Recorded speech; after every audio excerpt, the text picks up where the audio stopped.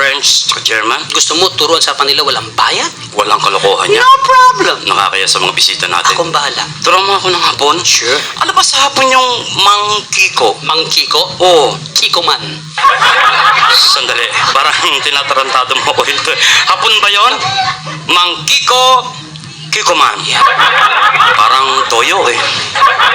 Ano sa hapon ng magazine? Wakasan. Comics yan eh. Yan ang magazine sa hapon. Wakasan. Yan. Ano sa hapon ng mayaman? Nakakutsi. Anong nakakutsi? Hindi ka mayaman doon, magkakutsi ka. Ah, Kalasang hapon. parang Tagalog talaga Akong eh. bahala. Ano sa hapon yung binitay na? Ichigaray. Patay na yun eh. Ako, kaya binabanggit ito tularan eh. Serious tayo. Serious. No more fooling around. No more fooling around. I-Englishin ko, hahaponin mo. English hapon. Serious na. Serious. Ano sa hapon ng is this your car? Is this your car? Ano sa hapon yan? Oh, tumuto. Parang Tagalog talaga eh. Hapon ang kulit eh. Ano sa hapon ng is this my car? Is this my car? Ano sa hapon yan? Oh, tukuto. Talagang tinatarantado mo ako. Sino no? ba nag-aral? Ikaw. O racket ko to.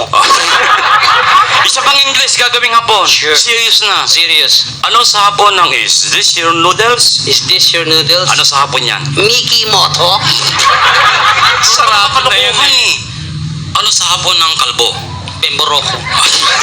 Artista yun eh. Mga resulta itong hinihalos Tagalog yun. Sa mga hayop naman tayo. Sa hayop. Ano ang baboy sa hapon? Baboy? Yan. Kamukha mo.